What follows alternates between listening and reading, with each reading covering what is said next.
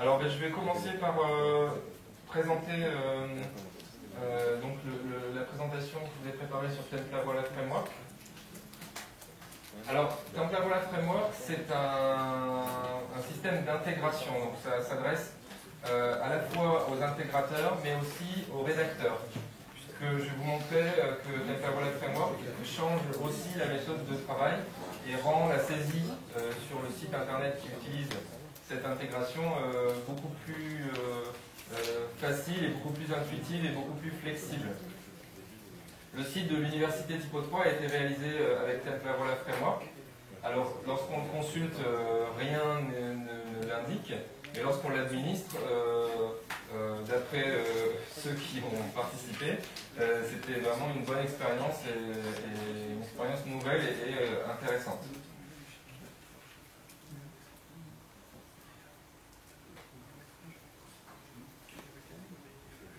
Alors, à l'origine du projet, il y a M. Ron Hall qui a créé ce framework. Ron est un spécialiste des usages. C'est un ancien formateur, donc il a eu une grosse carrière en tant que formateur. Puis il s'est mis à Typo 3 comme intégrateur et il a voulu appliquer des process et des principes de travail pour se créer lui-même une méthode de travail qui lui permet de gagner du temps et d'être plus efficace et plus ergonomique aussi pour ses clients. Il est aussi donc certifié intégrateur Typo 3. Je l'ai rencontré à la Typo 3 conférence à Francfort. Ça a été l'occasion pour moi d'échanger sur le sujet de Templavoila Framework et donc de faire avancer aussi le projet avec lui. On a du coup échangé un peu après aussi via Skype sur le sujet. Et il m'a aussi un peu aidé à prendre en main le système, qui n'est pas forcément évident au départ, surtout lorsqu'on ne comprend pas la logique de fonctionnement. Donc c'est le système de ce monsieur Ron. Alors, donc moi j'ai un profil architecte Typo 3, c'est-à-dire que je vais concevoir et faire les choix au début du lancement d'un projet, les choix d'architecture technique et d'architecture Typo 3. Et j'ai un profil intégrateur et formateur, et donc je suis aussi certifié intégrateur Typo 3. Et j'ai toujours eu le sentiment qu'avec l'intégration Automate Template ou sans Automate Template, juste en mettant les marqueurs dans les templates, avec Templavoila aussi, de ne pas avoir réellement ce que je voudrais niveau ergonomie du back-office. Et puis de toujours réinventer la roue. C'est-à-dire, à chaque site, je refaisais les mêmes FCE, les mêmes trucs. Ou alors j'importais des FCE, mais il y avait une petite modification et du coup ça m'obligeait quand même à rechanger des choses. Et j'avais l'impression quand même de passer une bonne partie du temps de chacun de mes projets à refaire des choses que j'avais déjà plus ou moins faites. Et le back-office ne m'avait jamais vraiment plu à 100%. C'est-à-dire que j'avais soit en classique un back-office qui m'obligeait à faire des enregistrements TypoScript dans des dossiers système pour afficher par exemple des moteurs de recherche ou un agenda sur certaines pages. Donc pour retrouver ce contenu, si quelqu'un passe après moi, il fallait qu'il aille analyser le TypoScript pour essayer de retrouver où étaient stockés les enregistrements. Ça générait beaucoup de code, pas forcément clair non plus pour les rédacteurs, puisqu'ils se retrouvaient à pas trop savoir pourquoi il y a un truc qui s'affiche là alors que je ne le vois pas dans le back-office. Templavoila a beaucoup amélioré les choses, puisque je pense que vous l'avez vu avec le back-end layout, on était capable d'avoir un back-office qui ressemblait au site internet, en mettant du code HTML dans l'XML, mais toujours pas exactement ce que je voulais. Et là, j'ai vraiment eu l'impression d'avoir la perle rare et le système qui me permet de gagner du temps et d'offrir à mes clients un site beaucoup plus interactif et beaucoup plus facile à administrer. Alors, la genèse du projet, il faut essayer donc de se mettre dans cet état d'esprit que tous les intégrateurs ont dû y penser.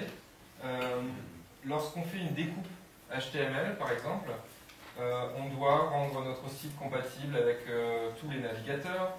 Il y a encore des clients qui veulent une compatibilité IE6. c'est très difficile puisqu'on est obligé d'installer déjà une machine de test, puisqu'IE6 n'est plus livré comme ça, ou une VirtualBox, ou peu importe, mais ça demande quand même une organisation. IE7, IE8, maintenant on a IE9 qui se comporte toujours pas comme les autres, qui nous fait encore planter des choses. Donc on a déjà 4 générations d'Internet Explorer.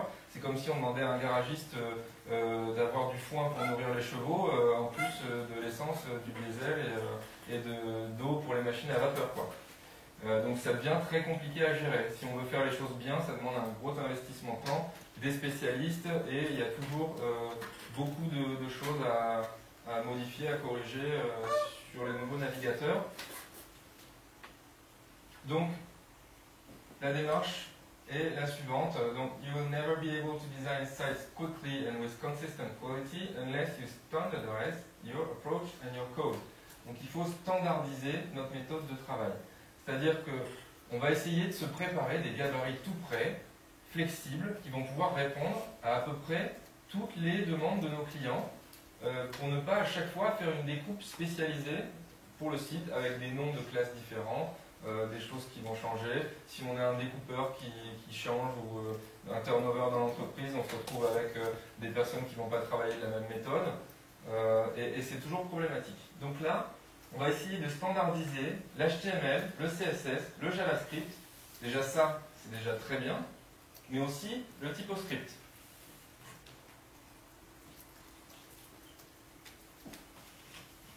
Donc on va essayer de standardiser les processus d'intégration en tirant le meilleur de Templavoila, du typoscript, de l'HTML, des CSS et des JavaScript. Alors c'est en fait un mix entre le projet CSS Zen-Garden, l'idée des FCE, qui sont des contenus flexibles qu'on peut réaliser avec Templavoila, et aussi une inspiration du framework HTML YAML, qui standardise aussi la découpe HTML. Donc YAML, je vais vous en parler juste après. Alors, là, lors de cette présentation, je ne vais pas m'attarder sur Templavoila. Mais pour ceux qui ne connaissent pas du tout Templavoila, c'est une méthode d'intégration dans Typo 3 qui apporte, entre autres, une fonctionnalité très utile qui est la possibilité de créer des contenus personnalisés. Donc, vous n'utilisez plus systématiquement les contenus texte et images, de Typo 3 de base, mais vous pouvez faire votre propre contenu.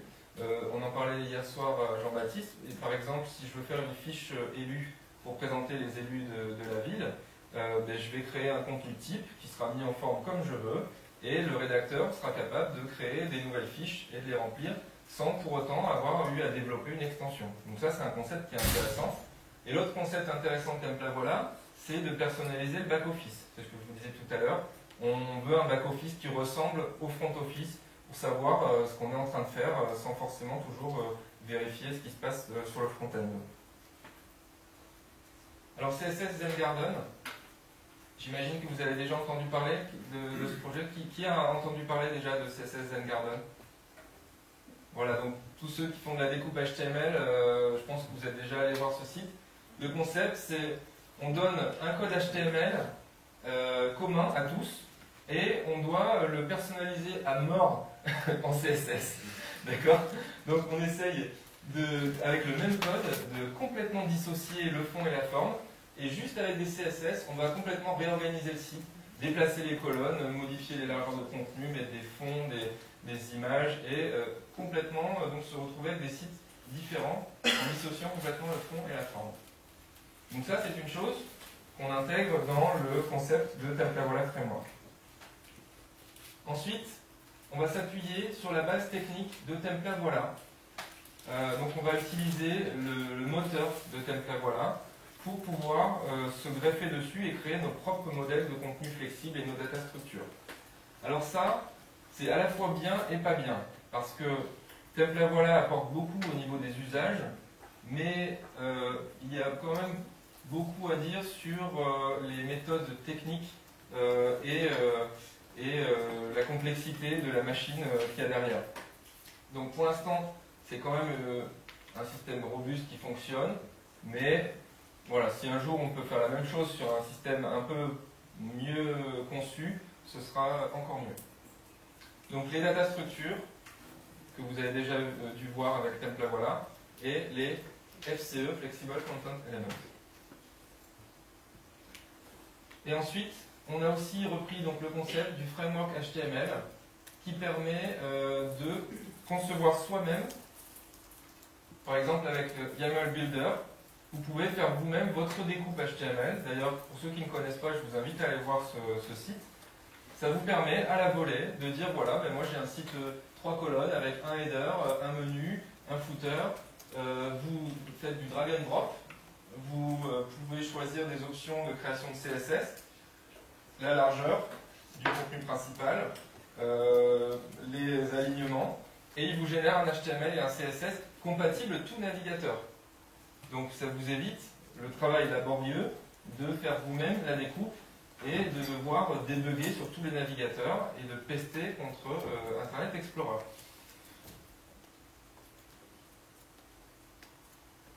Alors seulement, bon, YAML, vous pouvez l'utiliser avec Typo 3, il existe une extension, et il y a eu une conférence d'ailleurs il y a 2 ans, il me semble, sur YAML et Typo 3.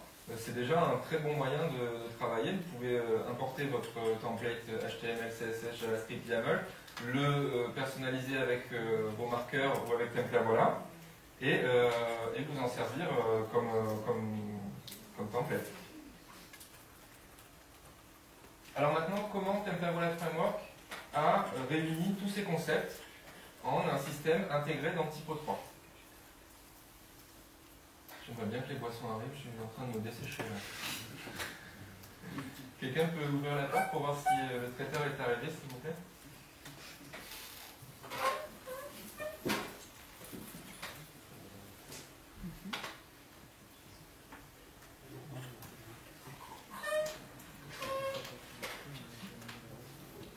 Alors, les zones de contenu. Donc, on a essayé de rationaliser tout ça, on a essayé de se dire, pour Templavoila Framework, quelles sont les zones que l'on retrouve toujours dans un site. Alors, en réalité, si on regarde bien, on a à peu près toujours la même structure. On a un header, qui est en haut du site, qui peut inclure une combinaison de tous les éléments suivants: identité du site, baseline, donc un texte, une petite phrase, une boîte de login, un moteur de recherche, un menu principal, etc. etc. Des liens, imprimer la page, envoyer à un ami, exporter en PDF, tout ce que vous pouvez imaginer. Le header, c'est quelque chose qu'on retrouve sous des formes plus ou moins différentes, mais quasiment dans tous les sites. Donc ça, c'est un contenu une zone que vous avez à votre disposition dans les modèles de contenu, de zone, pardon, de Templavoila Framework. Le footer, donc le pied de page. Alors maintenant, on a des méga pieds de page avec des super plans du site, mais ça reste un pied de page. C'est une zone qui est en bas de page, donc ça, on l'intègre dans la structure de Templavoila Framework. On y met ce qu'on veut. La zone est prévue. Ensuite, on a une zone principale. Donc c'est la zone de contenu principale, main content, qui est bien entendu prévue dans les structures Templavoila Framework. Déjà, avec header, zone de contenu, footer, vous avez un site internet. Ensuite, on a une zone feature, qui est une zone unique, qui arrive après le header et qui va contenir un champ ou un contenu spécial. Ça peut être un player de news, par exemple, large, avec des belles photos et puis des boutons pour switcher d'une news à l'autre. Ça peut être une vidéo, ça peut être un slideshow, ça peut être un élément en général graphique qui vient agrémenter le site, mais qu'on ne va pas avoir forcément sur toutes les pages du site. Ensuite, on a le Additional Content Blocks. C'est un conteneur unique, mais moins important que le Main Content. Donc c'est une zone supplémentaire. Typiquement, ça peut être une colonne de droite. Ça peut être aussi une zone moteur de recherche spécifique ou tout ce que vous pouvez imaginer. Donc disponible aussi dans la data structure. Et un Generated Content Blocks, qui est en fait une information que l'on va extraire d'un dossier système grâce à l'ID du contenu. Donc, je ne sais pas, je vais encore reciter moteur de recherche parce que j'aime bien, mais ça peut être un moteur de recherche, ça peut être une vignette, une photo, un contenu spécifique. Vous le stockez dans un dossier système, il va automatiquement être réutilisé sur les pages qui doivent l'utiliser. Menu, lien, publicité, teaser, etc. Donc voilà des exemples de structures de pages. Donc vous avez plusieurs familles. Donc ça, ce sont les structures que vous avez à votre disposition lorsque vous utilisez Templavoila Framework. Vous avez plusieurs familles. Vous avez la série des F1, famille 1, famille 2 et famille 3. Les F1, c'est une famille de sites qui contiennent uniquement une zone principale. D'accord? Donc c'est des sites plutôt simples au niveau des coupes. Ensuite, F2, on a deux colonnes, mais on peut aussi avoir un generated content, donc ça peut être aussi du 3 colonnes. Sauf que cette colonne-là, dans le back-office, ne sera pas visible. Ce sera un dossier système qui récupère des contenus ou c'est un menu typoscript qui est inséré à cet endroit-là. Et l'utilisateur, lui, peut mettre des contenus dans la colonne 1 et colonne 2. Et famille F3, c'est 3 colonnes de base dans le back-office. Alors on va voir qu'il y a plusieurs déclinaisons. Donc famille F1, on a F1A, F1B et F1C. Donc chacun de ces modèles contient un header, un footer, un champ feature optionnel. Vous voyez le champ feature, je peux l'activer ou ne pas l'activer et selon mon site va avoir une apparence différente.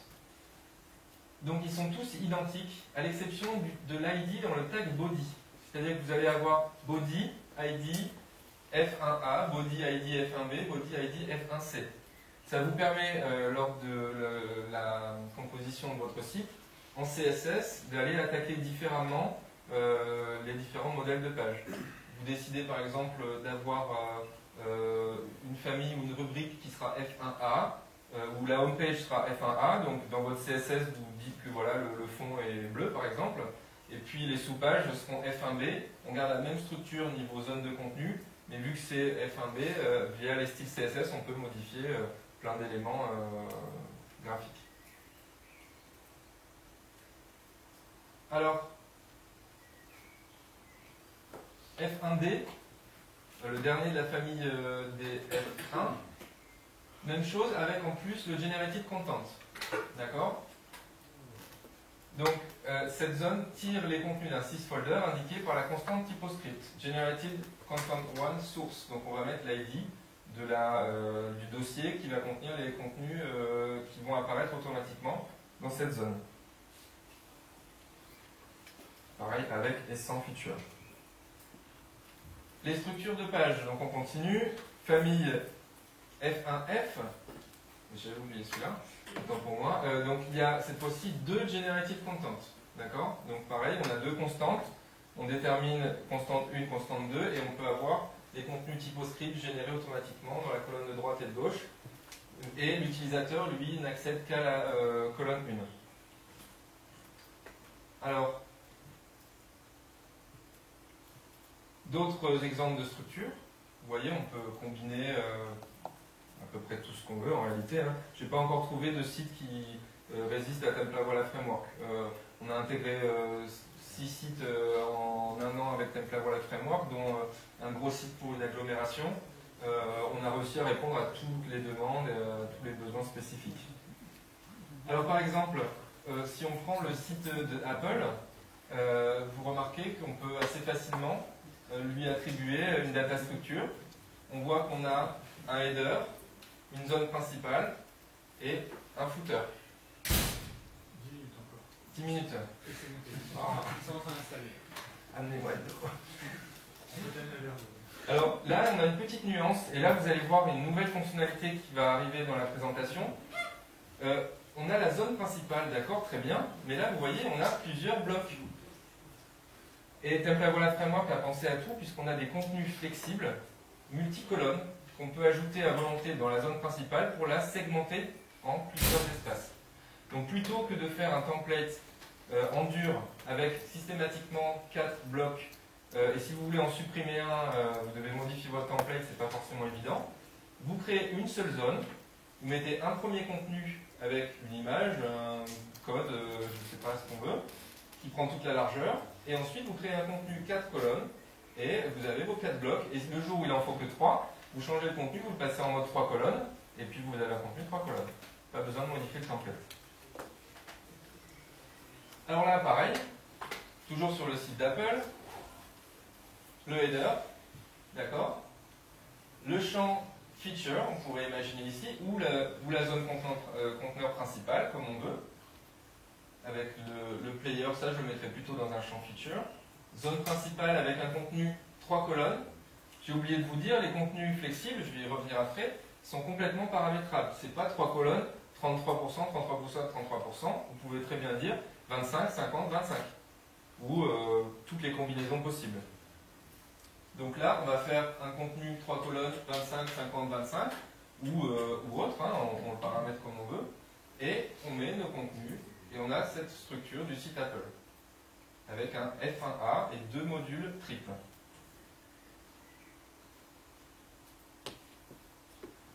Alors, à vous de jouer maintenant.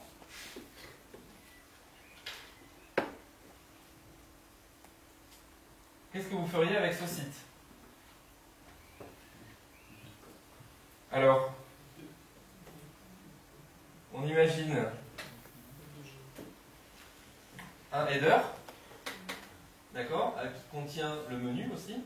Donc dans le header, on va avoir le logo, le mini-menu, le moteur de recherche et le menu principal. Tout ça, on va devoir le créer en TypoScript. Et on est bon avec notre header. Ensuite, on a soit un contenu dans la zone principale, soit un champ feature pour le player de news, là. La colonne de droite, ça va être peut-être un Generated Content Element. On a un TypoScript avec un menu et puis un module de news, par exemple ici. Ce module de news, soit on l'insère dans la colonne si on utilise la colonne de droite, soit on le place dans le dossier Generated Content Element. Il va être automatiquement répété sur toutes les pages du site qui utilisent ce template. Pareil pour le sous-menu. Donc là, on a le choix. Et ensuite, on a un module, 3 colonnes, tout simplement. Et puis, pour terminer, notre footer. Est-ce que vous commencez à comprendre la logique de fonctionnement? Donc la première chose à faire, c'est d'essayer de choisir la bonne data structure et qui va vous permettre de faire votre site. La découpe est générée automatiquement. Donc il vous suffit de choisir la data structure et vous avez déjà un cadre HTML qui va ressembler à ce que vous voulez faire, que vous allez ensuite modifier en TypoScript pour ajouter les bonnes classes, les bonnes largeurs et les bons éléments. Donc là, on a dit que ça peut être un F1E ou un F2A ou un F1E sans le champ feature si on veut utiliser, si on veut remplir ce champ avec un contenu. Merci Laurent.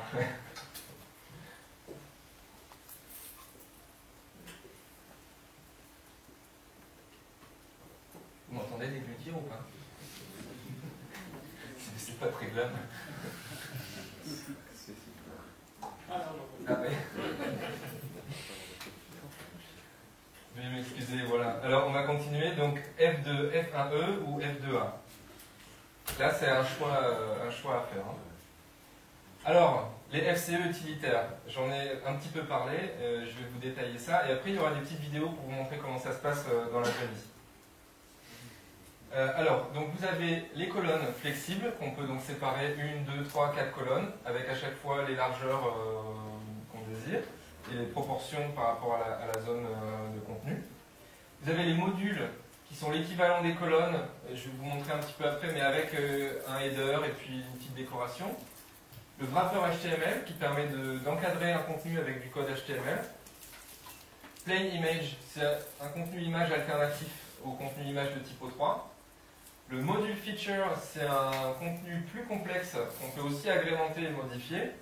Et le champ image. Alors, colonne et module.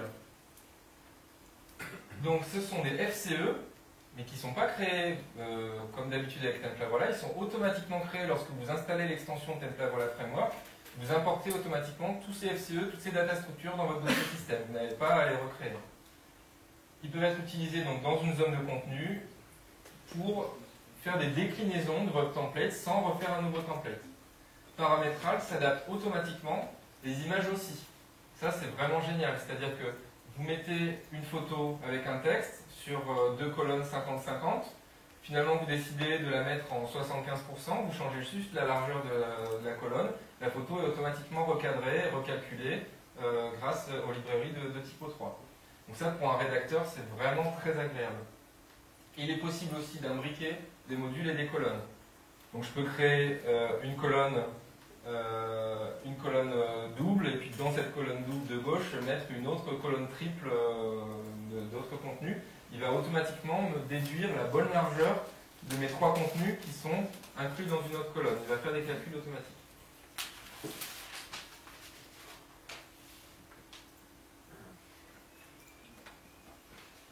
Alors, vous allez voir ce que ça donne. Ça, c'est le site de la T3 Uni. Donc, je vais vous montrer comment ça se passe pour la création d'un contenu de colonne. Donc là, j'ai juste dupliqué le contenu existant pour en avoir deux, pour pouvoir justifier l'utilisation des deux colonnes. Je le décache, puisque par défaut, mon installation Typo 3 est configurée de manière à cacher les contenus dupliqués. Donc voilà ce que j'ai en front office. Donc j'ai bien deux fois le même contenu, les uns au-dessus des autres. C'est un contenu texte et image normal. Maintenant, je vais créer un groupe de colonnes. Et là, je vais donc remplir les champs nécessaires. Où là, je laisse par défaut, c'est 50-50. Et là, vous voyez, je fais glisser mon contenu. Un dans la colonne de gauche et l'autre, je le fais glisser dans la colonne de droite. Et c'est tout, je vais prévisualiser la page. J'ai bien mon contenu de colonne. Alors là, j'ai mon titre qui est un peu trop long parce qu'il y a eu le copy 2 là, qui est ajouté automatiquement. Je ne l'ai pas paramétré. Vous voyez, là pour un rédacteur, c'est le paradis. Hein. Ce ne serait pas un peu trop le paradis pour certains? C'est-à-dire que si je veux dans certaines pages ne pas autoriser le deux colonnes parce que alors, le graphique... Oui, alors avec Template voilà, tu peux empêcher certains utilisateurs d'avoir accès à certains FCE. Dans certaines pages? Oui, c'est un FCE, donc tu peux le bloquer. Il existe aussi des extensions qui permettent de faire ça de manière encore plus précise. Je crois me rappeler que Cédric en avait développé une d'ailleurs, non? Oui. Hein, ça me dit quelque chose. Voilà. Et il y en avait une aussi qui était développée par AOE Media, je crois, qui faisait ça aussi, mais bon, ça peut se configurer.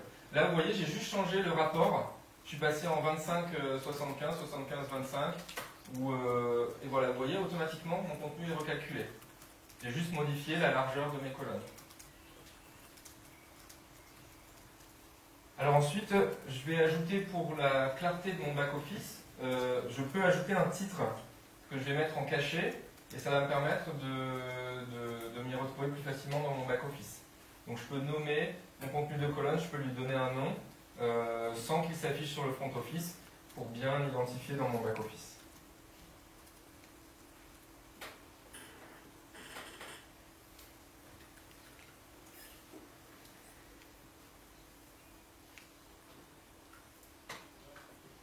Alors, on va partir sur un autre exemple.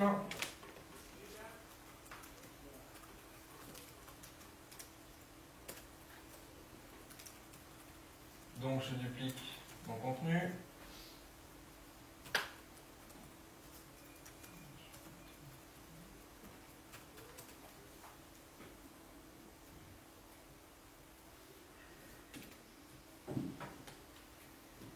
Alors, est-ce que je me suis trompé ou...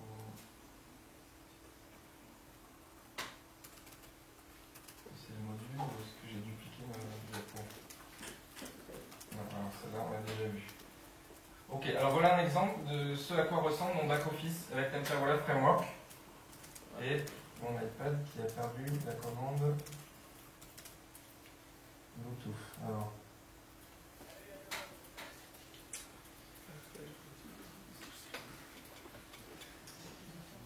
désolé.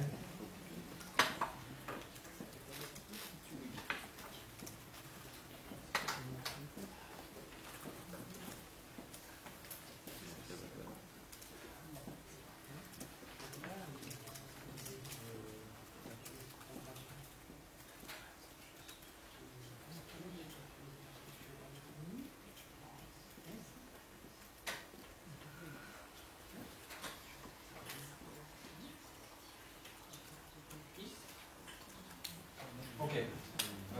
Petite problème technique, désolé. Alors, vous voyez ici, je voulais illustrer le module double, ici, qui est dans ma zone principale, qui me sépare donc ma zone en deux colonnes. Et ici, dans cette colonne de droite, j'ai encore à nouveau un module double. Donc un module double dans le module double. Et en front office, voilà à quoi ça peut ressembler. Donc je peux très facilement prendre ce contenu, le faire glisser dans la zone principale, il va automatiquement se redimensionner, ou alors le faire glisser dans cette colonne, etc., tout déplacer. Bouger mon contenu de colonne, le faire passer ici, et dans ce cas-là, je vais avoir une deuxième zone de colonne qui va couper ma zone principale en deux. Donc, vous voyez, là, on se rapproche d'un exercice de mise en page de journal, où vraiment j'ai la flexibilité qui me permet de faire des mises en page sympas. Alors maintenant, les modules. Donc les modules, c'est un contenu très proche de ce que je viens de vous montrer, mais un petit peu plus personnalisable de manière graphique.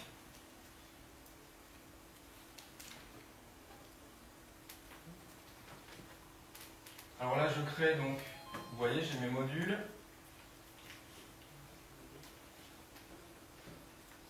Donc un module simple. Ça, c'est ce que vous voyez sur le site Typo3 Uni, T3 Uni. Si vous allez sur la page d'accueil, il y a un module 3 colonnes de mémoire qui vous rappelle les liens importants. Donc c'est un contenu de ce type-là. Donc là, je mets mes titres de module. Titre du module 1. Est-ce que j'affiche le titre, oui ou non?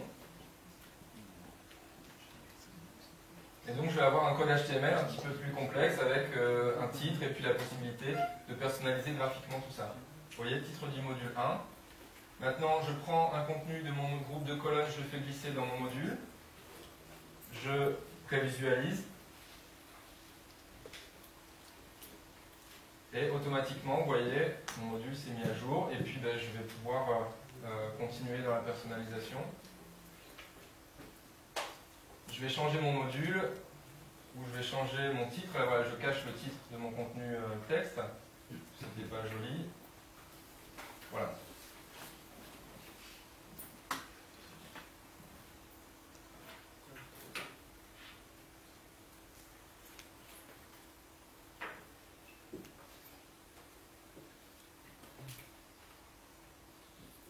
Alors vous voyez, je peux changer mon type de module dans la liste déroulante en haut des types de contenu comme d'habitude. Ici, je peux aussi donc voilà, passer sur un module dual, donc double module.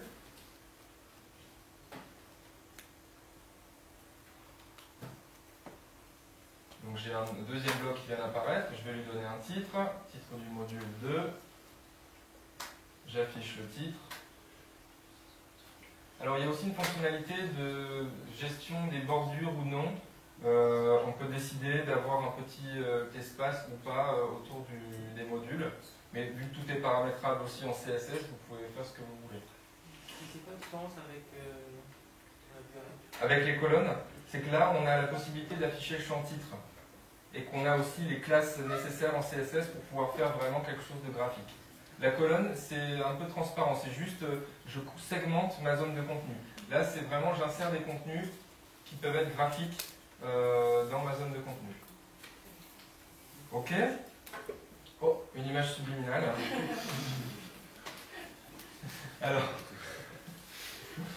Alors le HTML wrapper. Donc là, le HTML wrapper, ça va me permettre d'encadrer une zone de contenu avec du code HTML pour le mettre en forme, par exemple.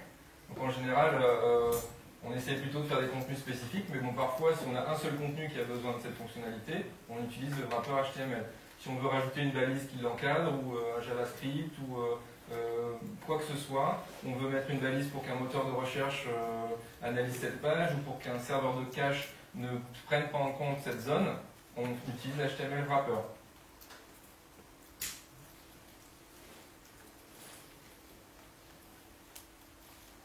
Alors très simplement, je vous montre comment ça se passe. Bon. Et puis après, on ira faire l'entraîne. Donc j'ai un pré-HTML et post-HTML, tout simplement. On peut faire ça de toute façon en classique, en créant un contenu HTML, en mettant son contenu, puis en créant un deuxième contenu HTML. Mais bon, c'est pas le jojo, quoi. Là, c'est un moyen un petit peu plus propre de le faire. Vous voyez, je fais code avant, code après, et ensuite je fais glisser mon contenu dans mon wrapper, il va être automatiquement encadré par le code que j'ai précisé.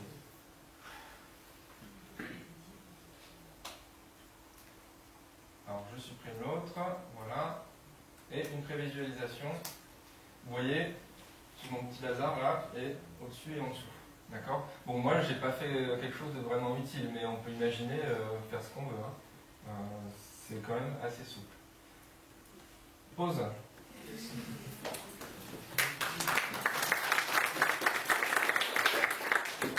pas fini, hein. Peut-être que vous n'aurez plus envie d'applaudir après. Hein. Donc, jusque là, ça va.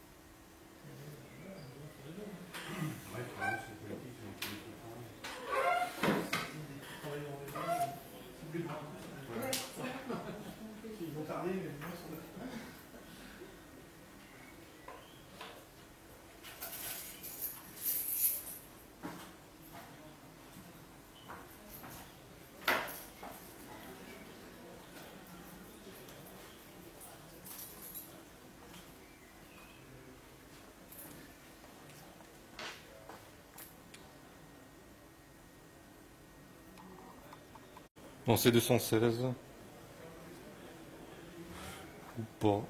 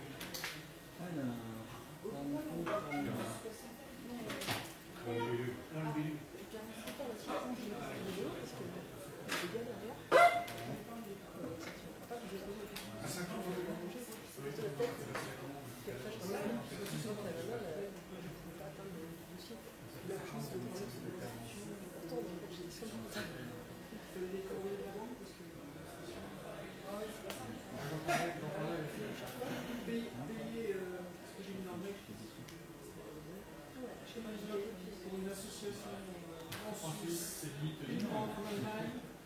Et ça, l'administration française, c'est pas un Qu'est-ce qu'il y a? on veut bien payer. C'est fini. Il n'y a pas grand. Pas du bancaire, ça serait passé comme une poser de questions. La partie bancaire, c'est tout. Oui, non, mais c'est avec l'étranger, quand c'est des trucs.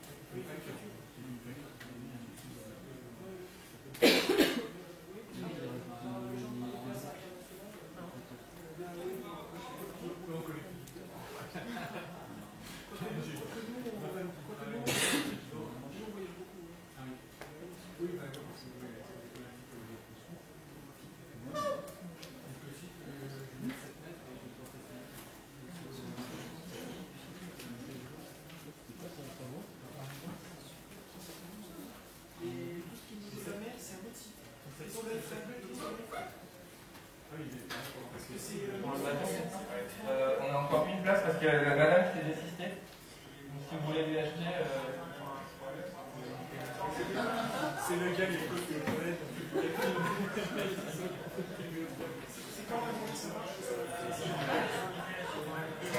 Viens avec moi, vous aurez un scène, comme ça. Ok. Oui, tu as vu la lumière. Ouais, je m'habite pour le. D'accord. Ok, on va continuer.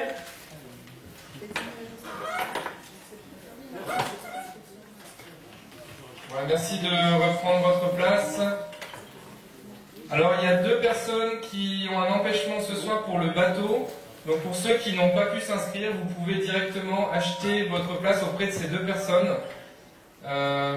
Alors, monsieur là, et puis madame aussi là-bas dans le fond. Donc, si vous voulez prendre une place sur le libellule à la dernière minute, vous avez encore la possibilité de payer directement en liquide à ces 2 personnes. Non, pas sur... Et puis on fera le remplacement sur la liste.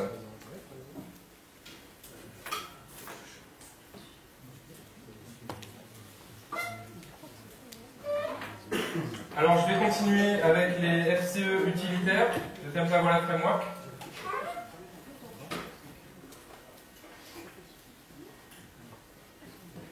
Donc on a vu le HTML wrapper. Il y a un écho, c'est ça? Ouais, c'est ça. Ça vient de lui.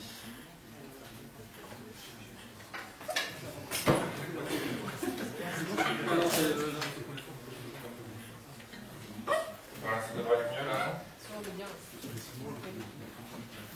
Ok. Alors, le FCE image.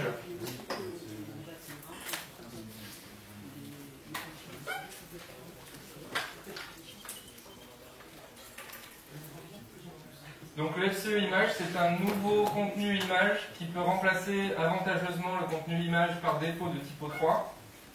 Automatiquement, donc bon, vous avez déjà le texte alternatif bien sûr, vous avez le lien vers l'image aussi que vous pouvez activer et vous pouvez préciser une largeur d'image. En général on n'en précise pas puisqu'elle est automatiquement calculée en fonction de la largeur de son conteneur.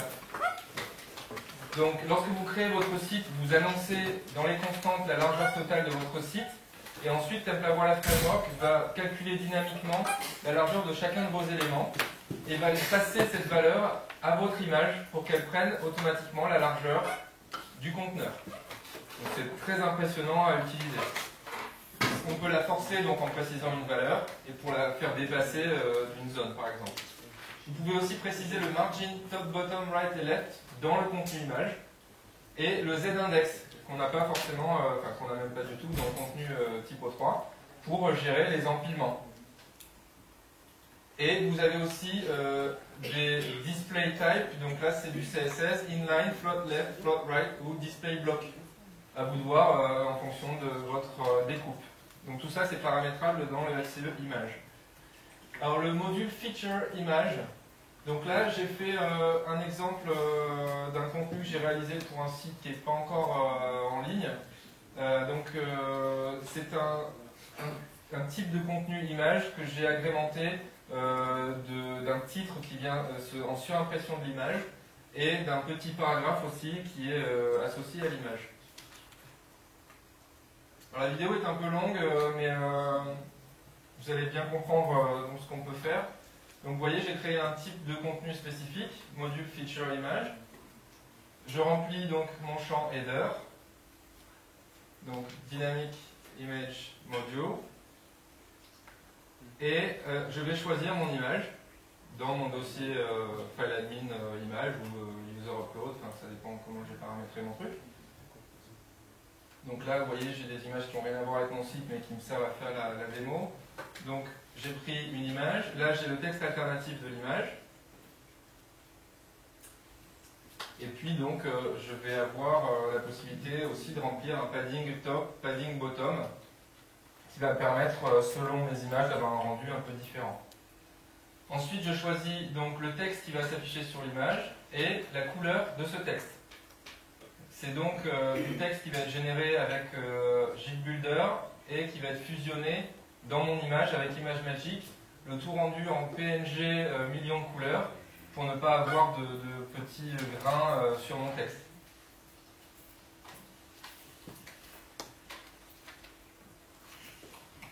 Et enfin, j'ai le titre de mon contenu. Donc là, je prends du lorem ipsum, je le colle. Et là, je fais un peu n'importe quoi avec mon curseur. C'est pas obligatoire, hein. Voilà,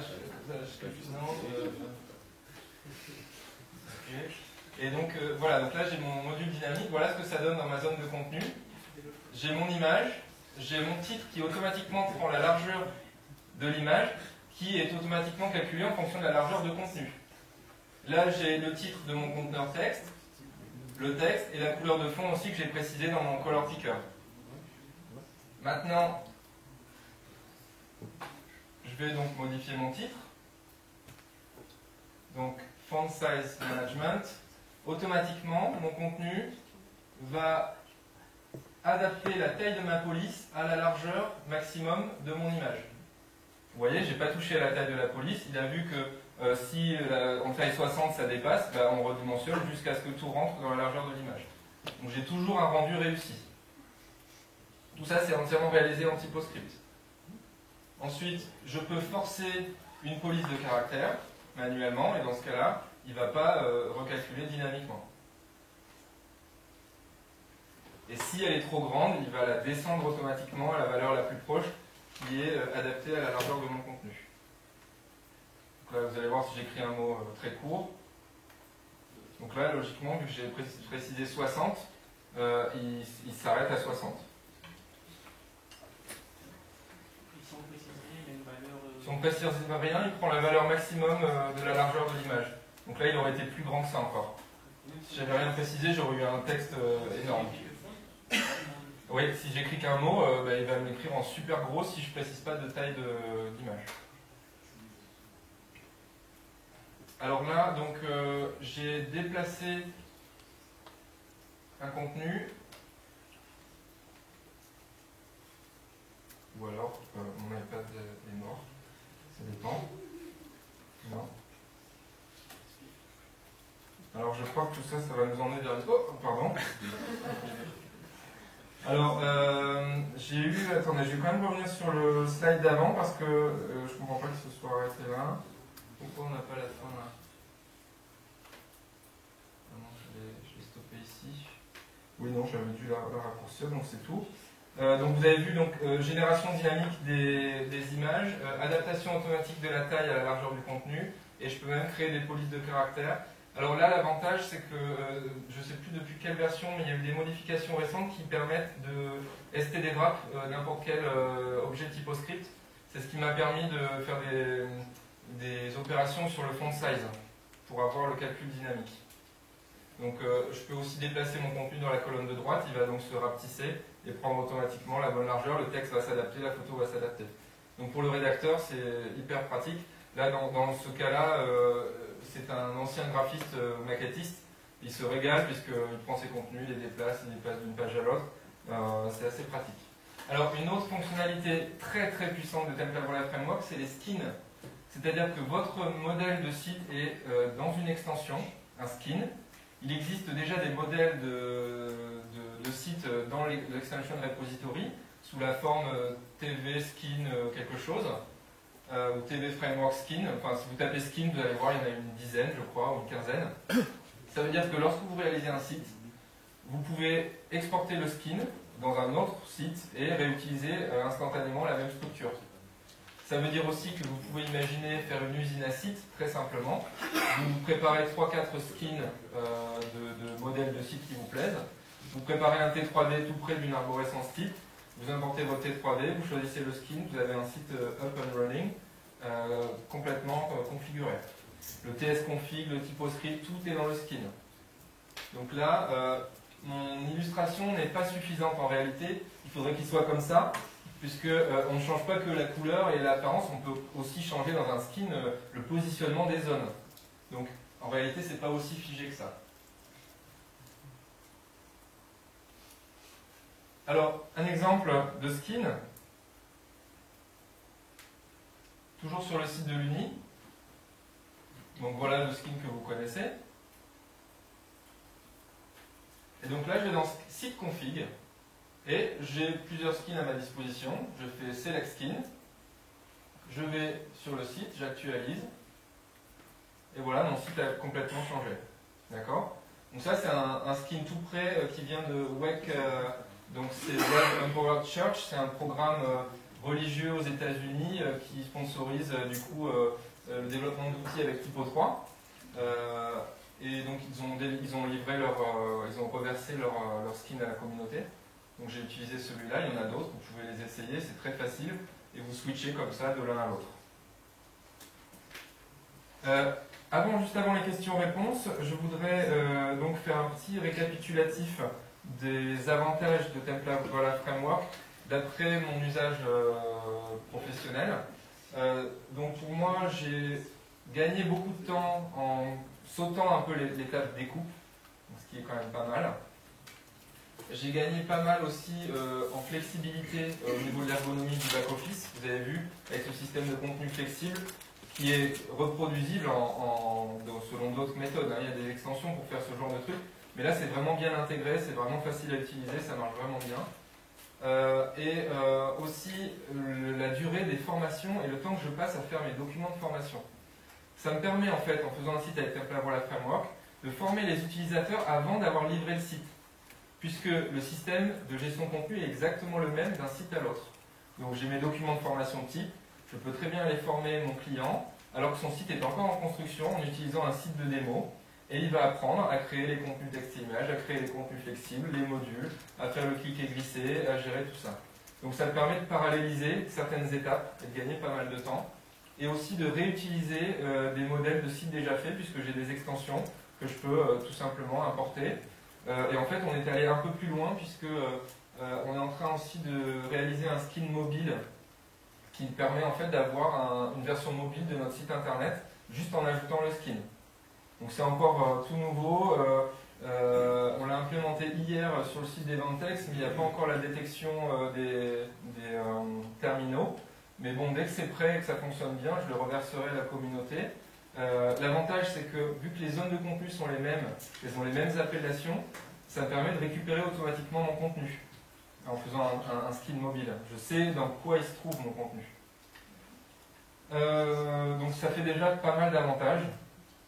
Après, dans les inconvénients, je dirais, j'adore la logique, j'adore le fonctionnement, mais j'aime pas trop quand même être basé sur l'architecture technique de Templavola. Mais bon, pour l'instant, c'était la seule solution. Je pense que dans l'avenir, Typo 3 va s'orienter vers une amélioration du templating standard, avec déjà le back-end grid layout. Je ne sais pas si vous avez vu, on a la capacité maintenant de fragmenter son back-office avec une grille.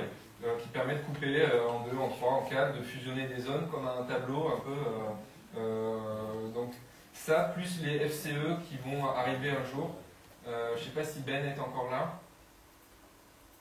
Bon, on en a parlé en fait hier, ils sont en train d'y penser, d'importer le système des FCE, parce que ça, on en a tous besoin. Il y a des extensions alternatives, mais bon, ce serait bien que ce soit en natif. Donc, je vais écouter vos questions-réponses si vous en avez. Est-ce que le micro est encore en balade quelque part dans la salle? Oui.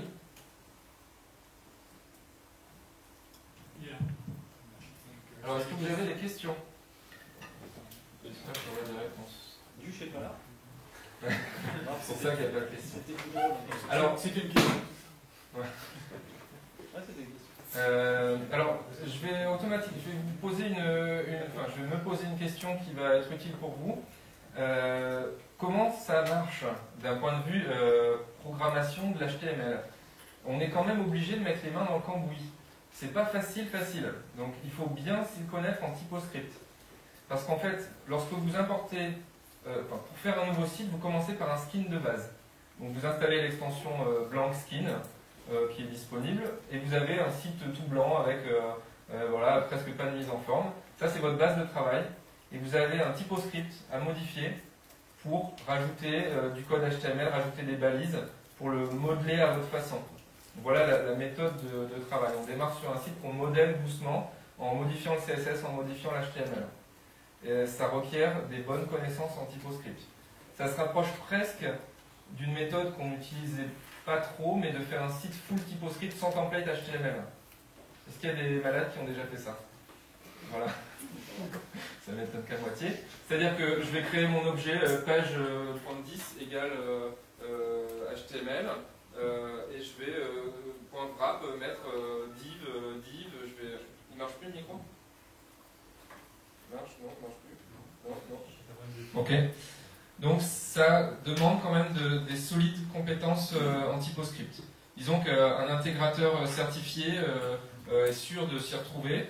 Un bon intégrateur qui a l'habitude de faire du typoscript aussi. Quelqu'un qui est complètement débutant, ce qu'il va pouvoir tirer de Templavola Framework, c'est un site complètement fonctionnel qui utilise toutes les capacités de Typo 3 qui va marcher en 5 minutes. Ça, c'est déjà génial.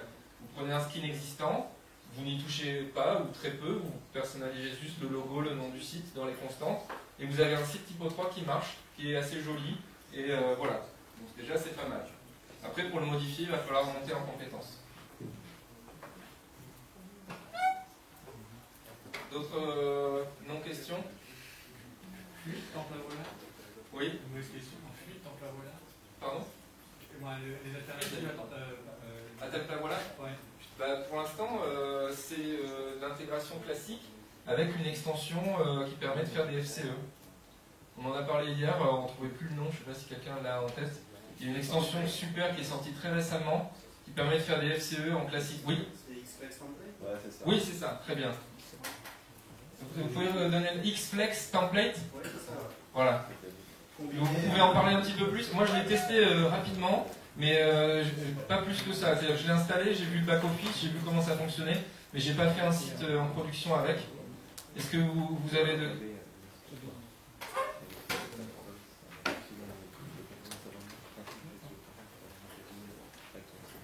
Merci.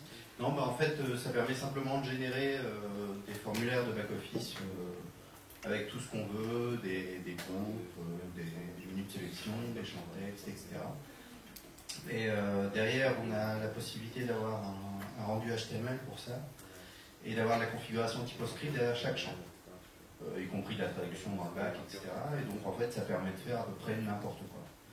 Nous, on utilise ça avec une extension pour les colonnes qui s'appelle KB Nesquefait. Oui, voilà, qui permet de segmenter une zone aussi. Voilà, c'est ça. Et en fait, on arrive à peu près au même résultat. Et c'est vrai qu'au niveau clientèle, ça plaît. Bah oui, vous pouvez vous présenter peut-être rapidement?